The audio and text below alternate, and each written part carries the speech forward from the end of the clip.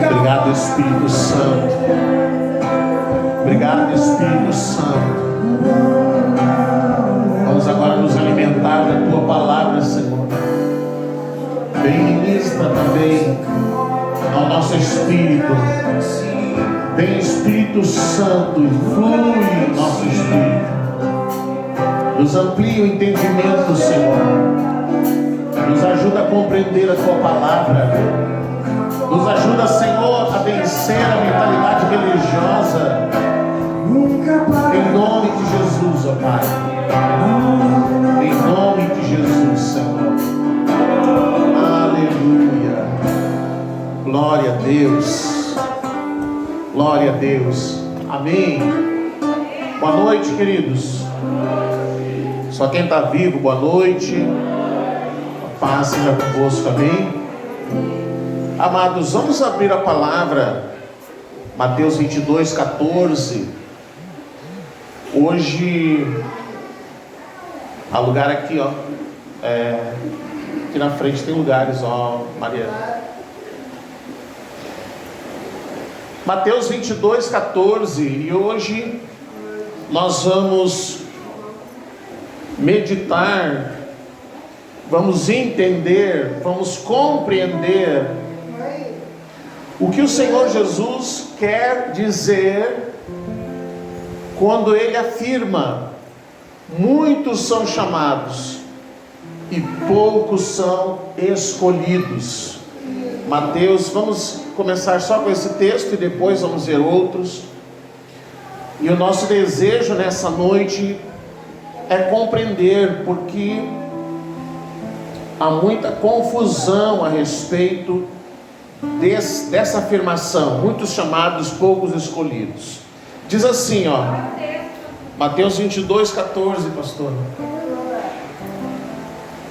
14. Porque muitos são chamados, mas poucos escolhidos. Muitos são chamados, mas poucos escolhidos. Amém? Deixe marcado aí na sua Bíblia, depois nós vamos ler outros textos. E o nosso desejo é compreender o que o Senhor Jesus está nos falando quando Ele afirma quem são os chamados, quem são os escolhidos, ao que Ele está se referindo quando Ele usa esses dois termos. A primeira coisa que nós temos que entender e que nós precisamos entender: esses dois termos, chamados e escolhidos, o Senhor está se referindo aos salvos. Amém? Quando o Senhor Jesus diz: muitos são chamados, poucos são escolhidos, Ele está se referindo aos salvos. Amém? Então tudo que o Senhor falar aqui a respeito de chamados e escolhidos, Ele está se referindo à igreja, Ele está se referindo ao corpo de Cristo, Ele está se referindo àqueles que fazem parte dos salvos, de toda nação, tribo, língua. Mas nós vamos entender melhor por que Ele faz essa distinção, por que Ele faz essa separação. Amém? Então a primeira parte você já entendeu: os chamados e os escolhidos são os salvos. Aqui, entre todos nós, aqui nessa congregação, podem existir chamados e escolhidos. Dentro dessa congregação, isso se referindo a uma parte do corpo. Mas se nós fôssemos nos referir a toda a igreja de Cristo, em todo o mundo, ela tem no seu corpo os chamados e os escolhidos. Você vai entender melhor. Romanos 1,7. Primeiro vamos fundamentar o que a palavra de Deus fala, quem são os chamados, para você entender que os chamados são os salvos. Os chamados são todos aqueles que são salvos. Vamos ver. A todos os amados de Deus que estás em Roma, chamados para serdes santos, graça a vós outros e paz da parte de Deus, nosso Pai, e do Senhor Jesus Cristo. Todos nós que somos salvos, todos são chamados, todos receberam a vivificação do seu Espírito, todos acenderam a sua lâmpada, conforme a parábola das 10 virgens. Todos acenderam a sua lâmpada. A lâmpada acesa representa que recebeu salvação, que o Espírito de Deus já entrou ali. Pelo menos uma vez na vida, o Espírito Santo entrou ali, ministrou o coração daquela pessoa e ela compreendeu a necessidade de salvação. Então ela diz que todos que são chamados, todos que foram chamados para serem santos, todos que foram chamados para integrar a Assembleia dos Santos, o ajuntamento dos santos, são aqueles que são salvos. 1 Coríntios 1:2, eu estou indo um pouco rápido nesse aqui, se for rápido demais vocês me avisem, porque depois a parte final é um pouco mais longa para poder explicar melhor.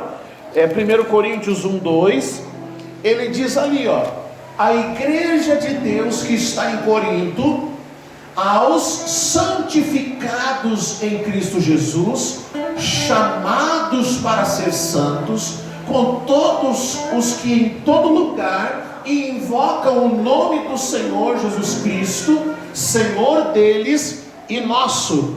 Todos que são chamados pelo Senhor, em todo lugar, fazem parte do corpo de Cristo.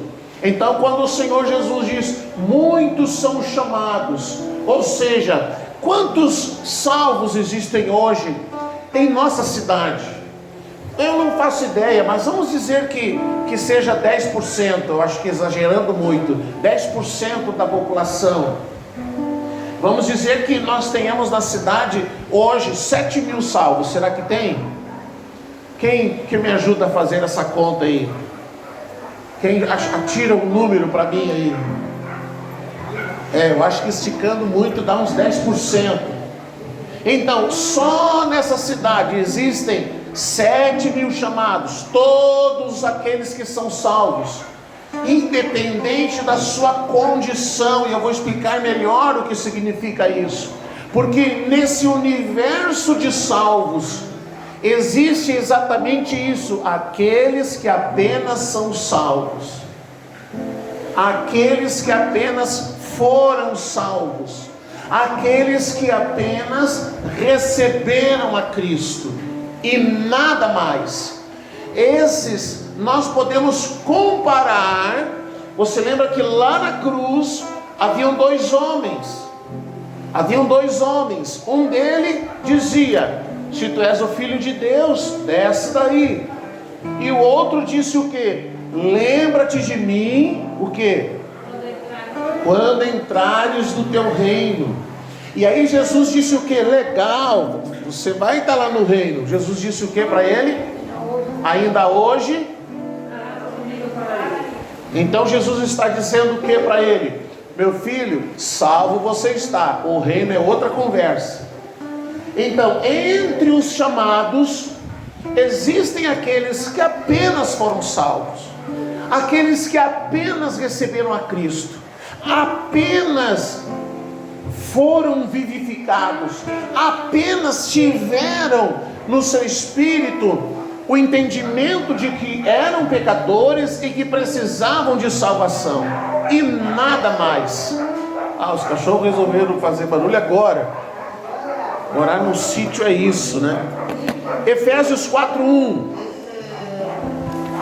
Efésios 4:1. Pronto, o Elcio já foi lá sossegar eles. Efésios 4:1 diz assim: rogo-vos, pois, eu, o prisioneiro do Senhor, que andeis do modo digno da vocação a que fosse chamados. Você foi chamado para ser salvo. Você foi chamado para ser filho de Deus. Você foi chamado para integrar o corpo de Cristo na terra. Você foi chamado para fazer parte da assembleia, do ajuntamento dos santos de Deus nessa terra. Esses são aqueles que Jesus diz: muitos são os chamados. Mas aí ele diz depois: poucos são os escolhidos. Esse imenso número de milhões, de milhares em todo o mundo, esse imenso número, essa imensa multidão, dentre todos eles, existem aqueles que apenas foram salvos. Esses que apenas foram salvos, que não foram edificados, que se envergonham de Cristo e se envergonham do seu Evangelho, que não são comprometidos com Cristo, que estão apenas fazendo parte de um grupo de salvos. E todos os dias nós vemos um imenso número de pessoas que são salvas, que não têm testemunho de vida, que não existe testemunho de vida. Às vezes é o pior vizinho da rua, às vezes é o pior funcionário da empresa, às vezes é o mais malandro, é aquele que causa escândalo, é aquele que causa vergonha a Cristo. É salvo, mas não está edificado.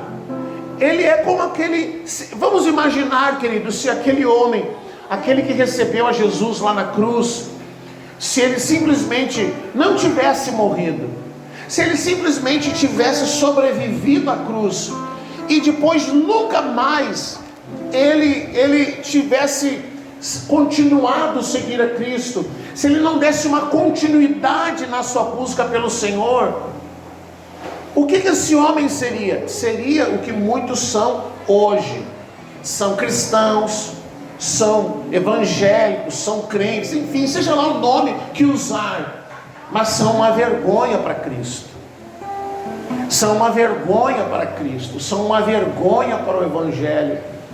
E a gente vê de todas as formas isso exposto na mídia, nos noticiários.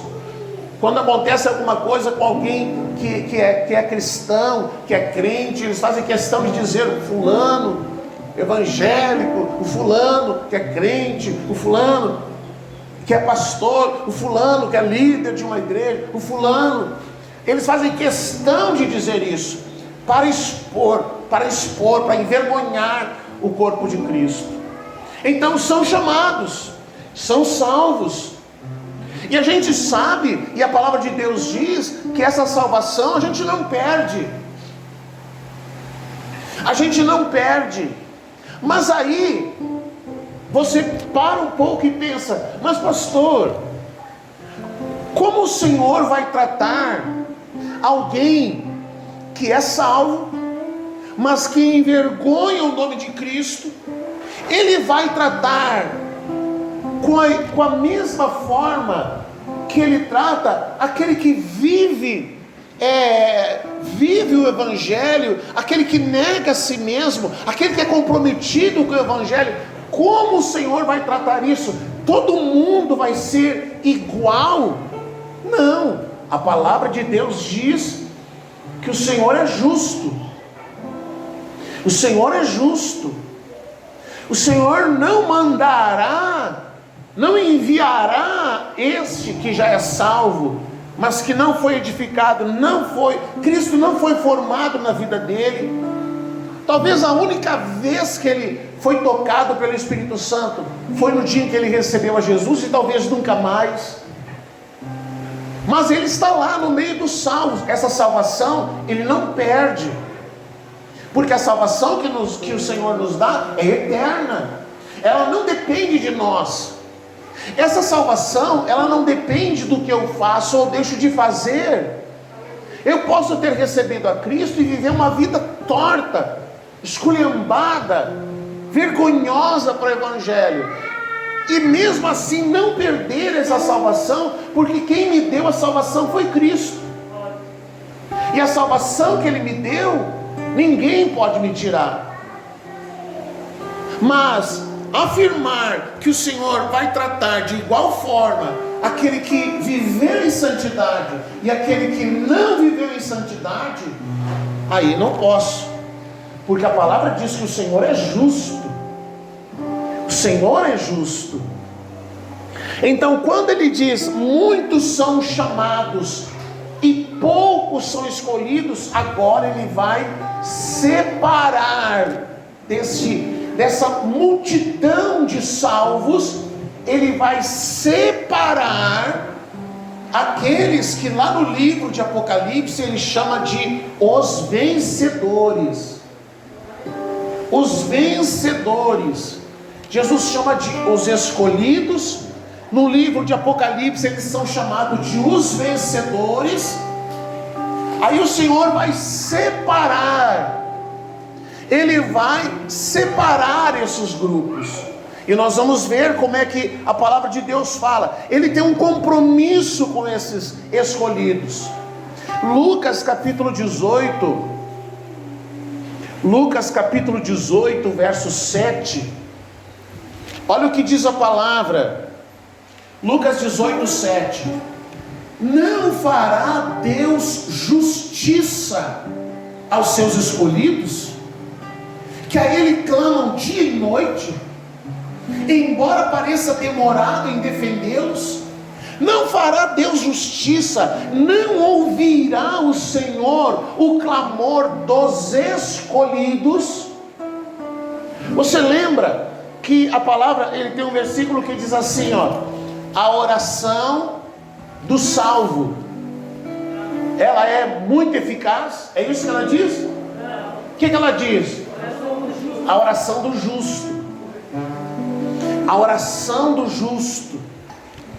Agora, em Lucas, ele está dizendo, não fará Deus justiça aos seus escolhidos, aqueles que são comprometidos com Ele, que a Ele clamam, que a Ele oram, que a Ele buscam, noite e dia, embora pareça demorado em defendê-los. Então você vê que a palavra está dizendo que não é a oração de todos os salvos. Você vê que não é o clamor de todos, é o clamor dos escolhidos. É a oração do justo. Você consegue entender? Amém? É difícil entender? Não. Tá fácil, né? O que mais? Mateus 24, 31. Aqui fica mais evidente que o Senhor, ele faz uma separação. Você lembra? Lógico que daí não vou falar isso aqui porque vai dar confusão na sua cabeça. Diz lá, e Ele enviará os seus anjos com grande clangor de trombeta, os quais reunirão quem? Os seus escolhidos, dos quatro ventos, de uma a outra extremidade dos céus. Então, o Senhor tem um compromisso, Ele tem uma responsabilidade, Ele tem um compromisso de guardar, de proteger, de preservar quem? Os escolhidos. Essa semana, eu acho que foi quinta-feira, a pastora, ela comentou um texto da palavra que diz que se não fossem por causa dos escolhidos, o Senhor abreviaria o tempo da sua volta, por causa dos escolhidos. Não é por causa de todos os salvos, porque, irmão, convenhamos, tem gente que é salvo e é como se não fosse. Você concorda ou não concorda? Aí aquela lista de Paulo que fala os adúlteros e não sei o que, os assassinos e não sei o que, esses não herdarão o reino. Aí as pessoas dizem assim, tá vendo? Não é crente, vai queimar no inferno. Mas não é isso que a palavra está dizendo. Ela está falando que pode ser salvo, mas é adúltero. Pode ser salvo, mas é mentiroso. Pode ser salvo, mas é sem vergonha. Pode ser salvo, mas ele não tem compromisso com o Senhor. E aí a palavra de Deus diz: não herdarão o reino. Ela está dizendo: não vai usufruir da vida no reino. Para ele tem um outro destino. Ele não vai perder a salvação. Mas ele não pense que ele vai, na hora, como muitos crentes acham, vive uma vida toda torta. Aí Jesus vai vir, aí vai soar a trombeta, todo mundo vai ser recolhido, aí todos os milhares vão se enfileirar, Jesus vai pegar um saco assim cheio de coroa, todo mundo vai ganhar coroa, todo mundo vai ser recompensado, todo mundo vai receber galardão, todo mundo. Não é assim. Não é assim. Você entende? Não. A palavra de Deus, diz o Senhor, é justo. Ele é justo.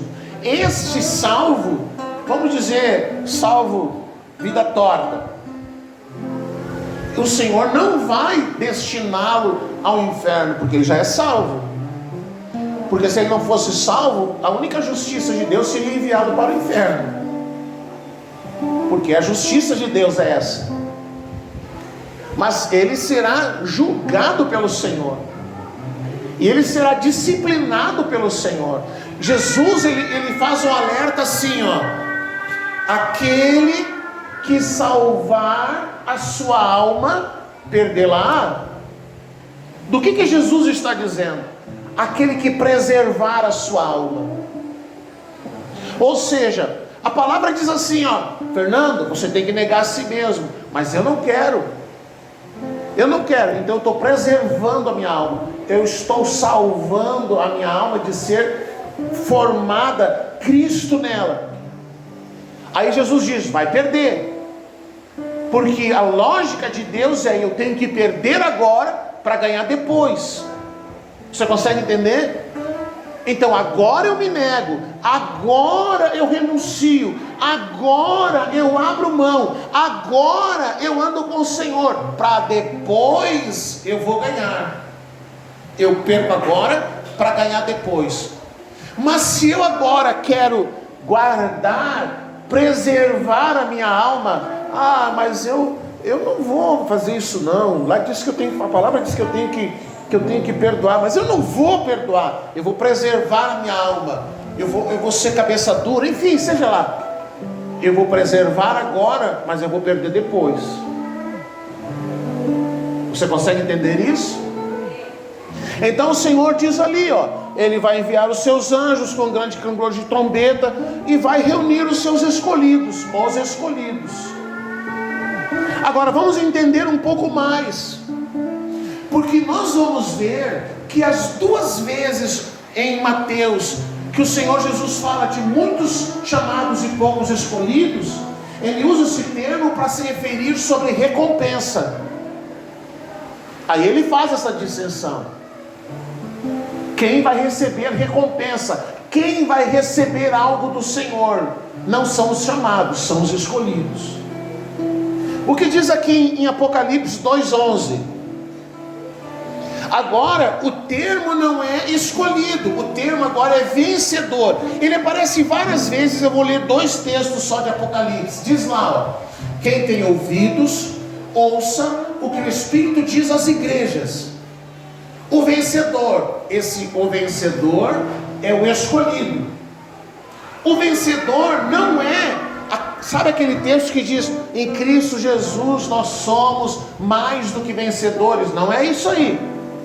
O vencedor é aquele que conseguiu negar a si mesmo, aquele que Cristo foi formado na sua vida, aquele que procurou andar com o Senhor. Não é o que não peca, porque todos nós pecamos. Não é o que não peca, mas é aquele que procurou observar a palavra, viver a palavra, se expor à palavra, ter testemunho de vida, ser um testemunho de vida diante da sua família, diante dos seus vizinhos, diante dos seus conhecidos. Esses são os vencedores. E aí diz lá: o vencedor de modo nenhum sofrerá o dano da segunda morte. Muito bem. O que é a segunda morte? Para a gente saber o que é o dano da segunda morte, a gente precisa saber o que é a segunda morte. O que é a segunda morte? Ninguém sabe? A segunda morte é a separação eterna de Deus. Amém? É a separação eterna de Deus. É a segunda morte. Todos os dias nós abrimos lá as redes sociais e alguém está se despedindo de um familiar que morreu. Essa é a primeira morte, a morte física. É quando encerra a nossa caminhada nessa terra. E todos os mortos, e talvez um dia a gente possa pregar sobre isso, todos eles vão para um lugar chamado Hades, o lugar dos mortos. E lá no Hades existe uma separação. Um lugar ficam os santos, que é chamado de paraíso, que é lugar de descanso, e o outro lugar é o lugar onde fica quem não é salvo. Então, quando Jesus responde para o prisioneiro, para aquele ladrão, para aquele homem que estava ao seu lado, o homem diz assim: lembra-te de mim quando entrares no teu reino. Jesus diz: ainda hoje estarás comigo no paraíso. Por que ele diz ainda hoje estarás comigo no paraíso? Porque ele é salvo. Mas por que ele disse ainda hoje? Porque eles iam morrer naquele dia. Morrer, os dois iam morrer naquele dia. Você lembra? Quebraram as pernas, mataram, todo mundo morreu naquele dia. Então Jesus diz: ainda hoje estarás comigo no paraíso. Ele era salvo, morreu, vai para o paraíso, para o lugar de descanso, esperando para se apresentar diante do Senhor. Todos os salvos vão, todos os salvos vão para lá. Mas aí a palavra diz que um dia nós vamos nos apresentar diante do Senhor. E aí ele diz ali, você tirou dali? Apocalipse 2:11.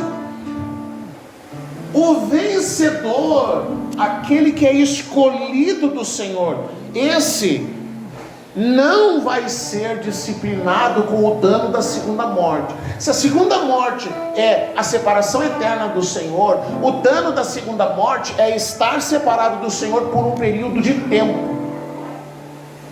Qual é o período de tempo? O milênio. Você consegue entender? É muito difícil. A segunda morte trata-se de uma separação eterna do Senhor. Ou seja, está condenado a ficar eternamente separado do Senhor. A palavra diz que a morte, o inferno, o falso profeta, todas essas entidades, tudo vai ser lançado no lago de fogo. Essa é a separação eterna, é a morte eterna.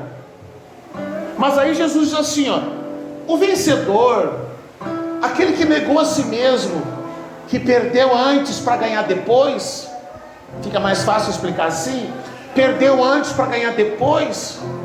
Enquanto o crente aquele dizia: não pisa no meu calo, porque eu rodo a baiana. Enquanto aquele crente dizia: se falar comigo, eu piso em cima, não fica no meu caminho, meu Deus é grande. Enquanto aquele lá se preservou, ele não viveu a palavra, ele não perdoou, ele envergonhou a Cristo, enfim, todas essas coisas. Agora ele vai sofrer o dano da segunda morte. Ele vai sofrer uma separação de Deus por um período de tempo. É isso que a palavra está dizendo. Conseguiram entender agora? Muito bem. Depois, no capítulo 3, verso 4, ele fala de novo dos vencedores. E ele diz lá, 3:4: tens contudo em Sardes umas poucas pessoas. Umas poucas pessoas. Você lembra? Muitos chamados, poucos escolhidos. E aí Jesus diz: poucas pessoas que não contaminaram as suas vestiduras. e andarão comigo de branco, andarão junto comigo de branco, pois são dignas. Você viu? São poucas pessoas, pastor, são milhares de salvos, mas são poucos escolhidos. São milhões de salvos, mas ele olha para uma cidade inteira e diz: poucas pessoas não se contaminaram, poucas pessoas mantiveram as suas vestiduras limpas. Você está entendendo? Você consegue entender isso? Poucas pessoas. É como se ele estivesse dizendo o que ele diz lá em Mateus: são muitos chamados, mas são poucos escolhidos. São muitos salvos, mas são poucos que não se contaminaram. Compreendeu? São poucos que não se contaminaram. Então o Senhor Jesus está dizendo, e a gente vê o Senhor fazendo essa separação, porque entre as recompensas que acontecerão aos escolhidos e aos vencedores, existe um texto que sempre a gente começa a refletir. Por que o Senhor Jesus disse, quando ele chama aqueles homens dos talentos, e ele diz assim, ó: a um vai ser dado governar sobre 5 cidades, a outros sobre 10 cidades. Em nenhum dos casos ele diz, você vai governar uma cidade. Em nenhum dos casos ele diz, você vai governar uma vila, um bairro. Mas ele diz, você vai governar sobre 10 cidades. Em 10 cidades só há um que não se contaminou. Em 10 cidades só há um que soube negar a si mesmo e soube viver a palavra, a ponto do Senhor olhar e dizer: ô Samuel, não tem, você vai ter que governar sobre 10. Não tem, Márcia, você vai governar sobre 10 cidades, porque falta gente, então você vai governar 10. E aí ele diz ainda, o outro que poderia governar alguma coisa, o que ele era por direito, vai ser tirado. Você já leu esse texto, não leu? Foi tirado dele e foi dado para o outro, a parábola dos talentos. Agora, quando é que o Senhor Jesus, e aí nós vamos ler esses 2 textos que são longos, quando é que o Senhor Jesus ele fala sobre os muitos chamados e poucos escolhidos? 2 vezes no Novo Testamento, e as 2 vezes são palavras proféticas a respeito do julgamento da igreja. Uma está em Mateus 20. Mateus 20, eu acho que eu não vou ler tudo, é muito grande, seria do 1 ao 16. Jesus conta a parábola dos trabalhadores. Deixa eu ver aqui. Vamos lá. Porque o reino dos céus é semelhante a um dono de casa que saiu de madrugada para assalariar trabalhadores para a sua vinha. O reino dos céus se refere ao tempo em que o Senhor vai estabelecer o seu governo na terra, e que quem vai governar com ele é a igreja. Então ele diz, o reino dos céus é semelhante. O Senhor vai dizer como que vai acontecer, e ele vai falar uma parábola para que a gente consiga entender. Ele saiu para assalariar trabalhadores. Quem vai trabalhar em prol do seu reino? Porque muitos hoje não querem trabalhar em prol do reino, querem trabalhar em prol de uma denominação, de uma marca, de um império, de um pregador. Mas o Senhor quer quem trabalhe pelo reino. O Senhor quer quem trabalhe em favor do seu reino. Então ele diz lá, verso 2, e tendo ajustado com os trabalhadores a 1 denário por dia. Quanto por dia? 1 denário por dia. Saiu cedo, contratou trabalhadores a 1 denário por dia. E disse-lhes, saindo pela 3ª hora, verso 2, e tendo ajustado, com os trabalhadores a 1 denário por dia, mandou-os para a vinha. Isso na primeira hora da manhã. Saindo pela terceira hora é que horário? Às 9 horas da manhã. Primeiro horário era 6 da manhã, agora é às 9 horas da manhã. Saiu de novo para contratar mais trabalhadores. Viu na praça outros que estavam desocupados e disse-lhes: ide vós também para a vinha, e vos darei o que for justo. Eles foram. Tendo saído outra vez perto da hora sexta. Que hora é? Meio-dia. Hora nona, 3 da tarde. Procedeu da mesma forma. E saindo por volta da hora 1/10, já às 5 horas da tarde. Você está vendo? Oi, nossa, está de pulmão forte. Encontrou outros que estavam desocupados e perguntou-lhes: por que estivestes aqui desocupados o dia todo? Responderam-lhe: porque ninguém nos contratou. Então lhes disse ele: ide também vós para a vinha. Ao cair da tarde, disse o senhor da vinha ao seu administrador. Agora, uma pausa. Então, o que aconteceu? Jesus, vamos tentar entender essa palavra. Jesus saiu, foi para a glória, e agora ele começou a formar o seu reino. Ele começou a levantar pessoas para trabalhar em favor do seu reino. Aqueles que trabalharam a primeira hora, as primeiras horas do dia, são aqueles salvos lá do começo da igreja primitiva. Foram os primeiros a manifestar o reino, os primeiros a ensinar sobre o reino, os primeiros a expandir o reino, a estabelecer o reino. Nós somos aqueles que chegaram na 1/10 hora. O dia está terminando, chegamos às 5 da tarde. O Senhor foi lá e olhou: o que vocês estão fazendo aí? O que vocês estão fazendo em parada, essa religião aí? Cai fora daí. Vamos trabalhar para o meu reino. Aí Ele nos chama, Ele nos contratou para trabalhar no seu reino. 5 horas da tarde. Quando chegou 6 horas, trabalhamos 1 hora apenas. Diga para o irmão: só 1 hora. 1 hora apenas. Aí o Senhor veio. O Senhor veio. Isso quer dizer o quê? Jesus está quase vindo. Jesus está quase chegando. Nós chegamos no final. Agora, esse Senhor vai chamar os seus trabalhadores para recompensá-los pelo trabalho que fizeram em prol do reino.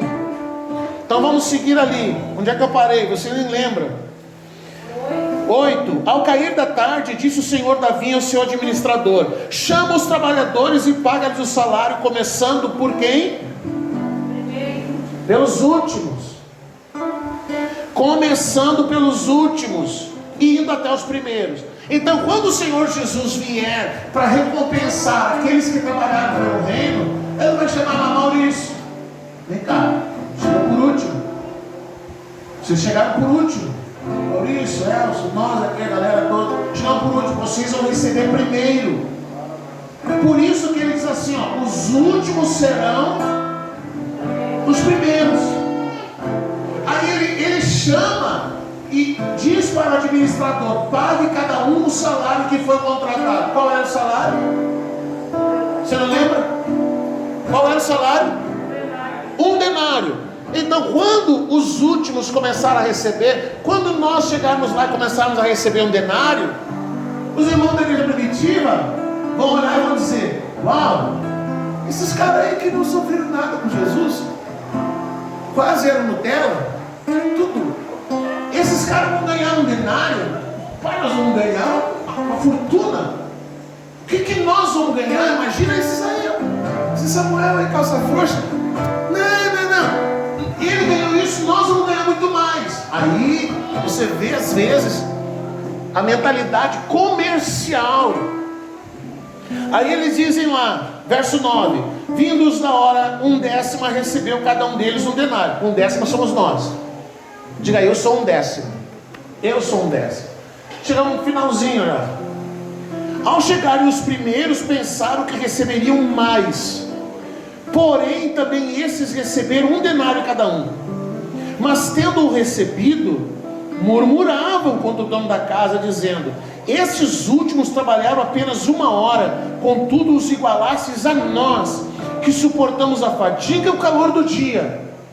Nós morremos por causa de Cristo. Quem assistiu o filme lá, Apóstolo Paulo, Apóstolo de Cristo? Quem viu? Se você não viu, veja. Eram pendurados a cada, 3, 4 metros em toda Roma. Eles eram crucificados e queimados vivos. A cidade de Roma era iluminada pelos corpos dos cristãos que eram queimados vivos. Não se acendia mais as lamparinas, eram os corpos dos cristãos. Esses cristãos podem dizer: nós suportamos a fadiga do dia, a dificuldade do dia, o peso do dia, todo o trabalho do dia. Esses aí chegaram agora, já nem era tão calor, eles nem sofreram perseguição como nós. Mas todos nós fomos chamados para receber uma única coisa, que é a salvação. Fomos chamados para ser salvos. E aí quando eles olharam e viram, esses aí estão ganhando a mesma coisa, eles começaram a reclamar. E aí o Senhor disse: mas eu não chamei vocês para um denário? Vocês estão julgando a minha justiça? Vocês estão dizendo que podem administrar melhor do que eu, e que o que eu devo fazer para recompensar a quem eu quiser? Eles vão questionando o Senhor. Mas o proprietário respondendo, disse a um deles, verso 13: amigo, não te faço injustiça. Não combinaste comigo um denário? Toma o que é teu e vai, pois quero dar a este último tanto quanto a ti. Porventura não me é lícito fazer o que eu quero do que é meu? Ou são maus os teus olhos porque eu sou bom?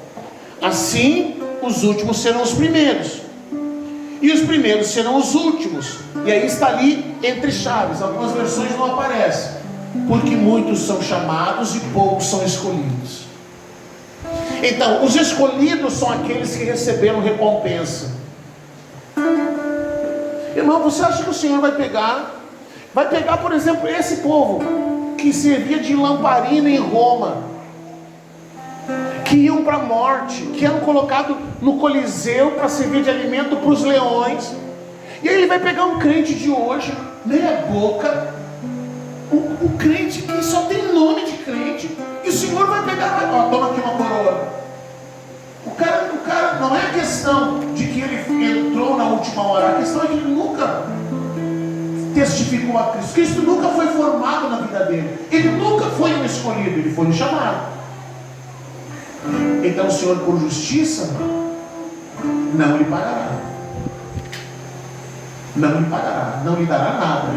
Porque você vê que lá na parábola diz: o Senhor ia buscar e ele encontrava na praça, fazendo o quê? O que eles estavam na praça? Desocupado. Então, se eu sou salvo e não estou servindo o reino, eu estou dentro da religião desocupado, não estou fazendo nada. Eu não estou servindo ao Senhor. A pessoa pode estar servindo para estabelecer o nome de uma denominação, mas não está servindo ao Senhor. E isso muitas pessoas fazem confusão. Aí a pessoa vai de manhã, porque tem não sei o que, vai de tarde, vai de noite, trabalha feito um animal, por causa de uma denominação. Aí chega no final da noite de domingo e diz: passei o dia na obra do Senhor, trabalhando na obra do Senhor. Não estava não, você estava trabalhando na denominação. No reino você está desocupado, no reino não está fazendo nada, no reino está sentado na praça esperando. Alguns ainda diziam: nós não fomos chamados, nós não fomos contratados, mas vamos lá, vamos servir ao Senhor, vamos servir o reino. Saíam da praça e iam servir ao Senhor. Aí nós vamos para a segunda parábola, Mateus 22, que é onde a gente começou a leitura. Agora Jesus vai falar sobre as bodas. As bodas do Cordeiro. As bodas do Cordeiro vai acontecer depois do tribunal de Cristo, depois do arrebatamento da igreja. Nós cremos que será no final da grande tribulação. Já acreditei que não seria. Já fui um pré-tribulacionista, mas hoje eu entendo que será o final. No final da grande tribulação acontece o arrebatamento. Jesus chama a igreja comparece diante dele, os salvos, os escolhidos, os chamados, os escolhidos, os chamados vão para a disciplina, e os escolhidos vão, passando pelo tribunal de Cristo, vão para as bodas, porque para entrar nas bodas tem uma roupa certa, e aí a gente vai ver sobre isso. Diz lá, meu Deus, é grande, 22:1. De novo entrou Jesus a falar por parábolas. Ele disse: o reino dos céus, de novo, é semelhante a um rei que celebrou as bodas do seu filho. Jesus, o Filho de Deus, vai casar com quem? Com a igreja. Então enviou os seus servos a chamar os convidados. Todos nós fomos chamados para a festa, foram convidados para as bodas, mas esses não quiseram vir. Enviou ainda outros servos com essa ordem: dizer aos convidados: eis que já preparei meu banquete, os meus bois encebados já foram abatidos e tudo está pronto, vinde para as bodas. Eles porém não se importaram. Não queremos saber de Jesus, não queremos saber da palavra de Deus, não queremos saber do Senhor, vamos curtir a nossa vida aqui na terra, vamos curtir aqui, tá bem bom. Não quero, não se importaram, e se foram, um para o seu campo, outro para o seu negócio, cada um foi viver a sua vida. E os outros, agarrando os servos, fizeram mais, mataram e maltrataram. O rei ficou irado, e enviando as suas tropas, exterminou aqueles assassinos e lhes incendiou a cidade. Então disse aos seus servos: está pronta a festa, mas os convidados não eram dignos. Agora ide para as encruzilhadas dos caminhos e convidai para as bodas a quantos encontrardes. E saindo aqueles servos pelas estradas, reuniram todos os que encontraram, maus e bons, e a sala do banquete ficou repleta de convidados. Você estava pelas valetas da vida, o Senhor foi lá e te chamou: vem cá, meu filho, vamos para as bodas do Cordeiro, vamos para as bodas do Cordeiro, vamos para a celebração do Cordeiro. Você não era para ser convidado, você não era para fazer parte, mas o Senhor te chamou. Vai lá e chama, vai lá e busca, eu quero aquele lá. E a casa se encheu de pessoas para celebrar. E aí continua mais, verso 10: e saindo aqueles servos pelas estradas, reuniram todos os que se encontraram, maus e bons, e a sala do banquete ficou repleta de convidados. Entrando, porém, o rei para ver os que estavam à mesa, já passou o tribunal de Cristo, já sentaram-se à mesa para as bodas do Cordeiro, onde o Senhor vai servir a igreja. Agora não é mais a igreja que vai servir, mas é o Senhor que vai servir a igreja. E aí o Senhor está olhando quem está sentado à mesa, quem está lá sentado à mesa. Diz o verso 12, verso 11: entrando, porém, o rei para ver os que estavam à mesa, notou ali um homem que não trazia veste nupcial. Qual é a vestimenta da noiva? Os atos de justiça. A noiva foi dada que se vestisse com os atos de justiça. Este, por algum motivo que a palavra não explica, entrou lá, mas não havia atos de justiça. Não era um escolhido, não era um vencedor. E aí o Senhor olhou e perguntou: o que tu está fazendo aqui? Você não tem...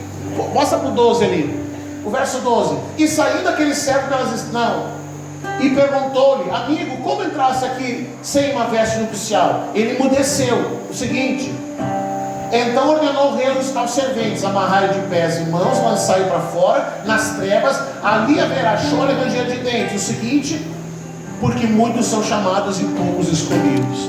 Se você não é escolhido, você não vai entrar na sala do banquete, nas bodas do Cordeiro. O teu lugar é outro, é salvo.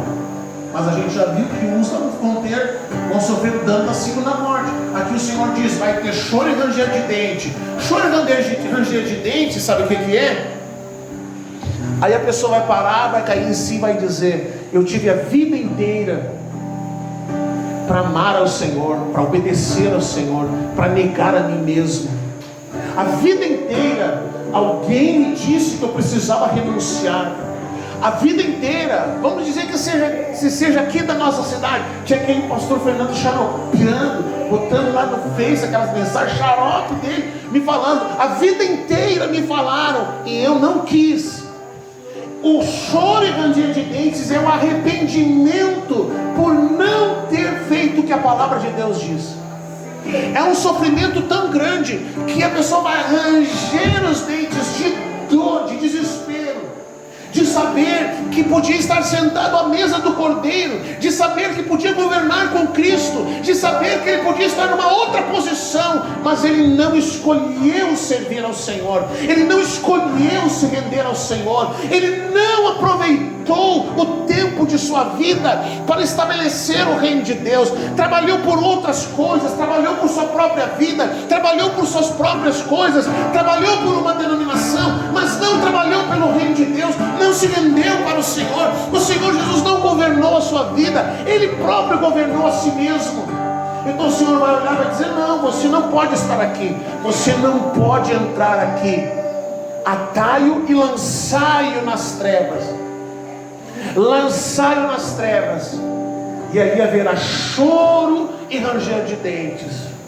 Enquanto a igreja estiver reunida nas bodas do Cordeiro, enquanto os escolhidos estiverem celebrando ao Senhor, enquanto os escolhidos terão as suas lágrimas enxugadas pelo Senhor, enquanto os escolhidos serão recompensados pelo Senhor, enquanto os escolhidos receberão do Senhor a recompensa do seu trabalho, do seu esforço, do seu empenho, enquanto os escolhidos receberão do Senhor uma alegria, e essa alegria nunca mais terá fim, enquanto os escolhidos ouvirão do Senhor que o último inimigo, que é a morte, ele será aprisionado e nunca mais alguém morrerá por causa do Senhor.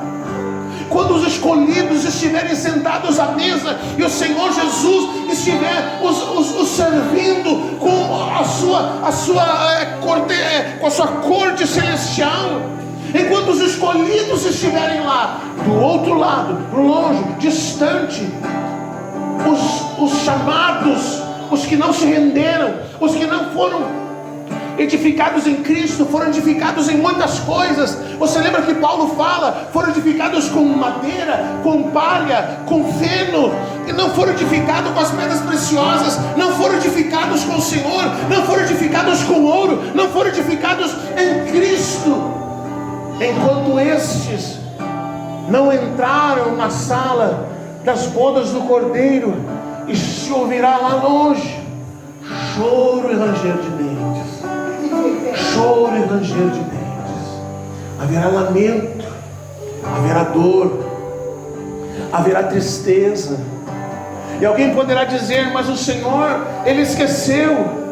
O Senhor esqueceu. Hebreus diz: o Senhor, Ele é justo, e Ele não se esquece daquilo que nós fazemos em prol do seu reino.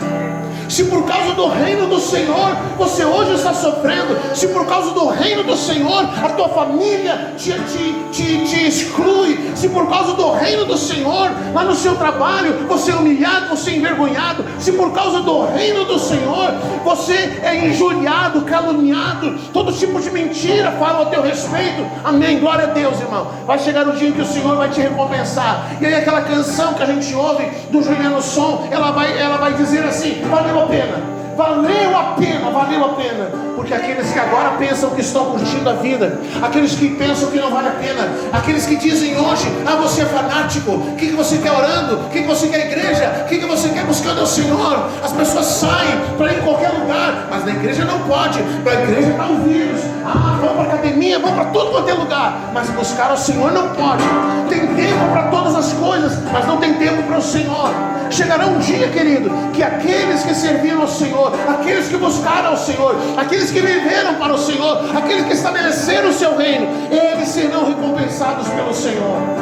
Eles receberão do Senhor a sua recompensa justa e clara. Eles entrarão nas bodas do Cordeiro, eles estarão na porta de entrada das bodas, e as suas vestes de atos de justiça, elas estão sendo construídas, fabricadas, costuradas nessa terra. Cada vez que você alimenta alguém, cada vez que você socorre alguém, cada vez que você dá um testemunho de vida, cada vez que alguém olha para você e diz: meu Deus, que exemplo de homem, que exemplo de pai, que exemplo de esposa, que exemplo de filho, olha que pessoa, isso sim é um crente, isso sim é uma pessoa que segue ao Senhor, você está costurando as suas vestes. Você está costurando as suas vestes. E quando você entrar na sala das bodas do Cordeiro, o Senhor vai olhar e vai ver que as suas vestes estão prontas. As suas vestes foram costuradas. As vestes da igreja são os atos de justiça. Nós podemos imaginar que não vale a pena. Nós podemos imaginar que não vale a pena. Eu já ouvi pessoas dizendo: o quê? Vocês continuam ainda orando? Vocês continuam ainda buscando ao Senhor? Vocês continuam ainda queimando? Já se passaram 8 anos. Vocês não pararam, vocês não desistiram. Não vamos parar, não vamos desistir. Vamos continuar sempre, sempre, sempre.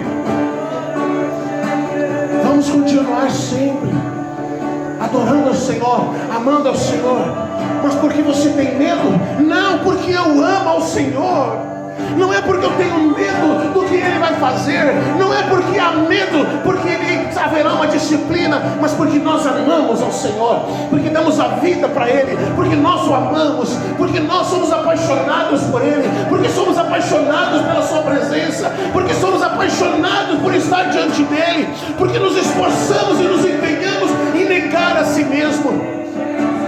E que o nome do Senhor não seja envergonhado por nossa culpa. A palavra de Deus diz: é necessário que venham os escândalos, mas ai daquele por onde vem o escândalo. Dura coisa é cair nas mãos do Deus vivo. Dura coisa é cair nas mãos do Deus vivo. Dura coisa é, esse é o tempo em que nós temos a oportunidade de viver a palavra, de negar a si mesmo.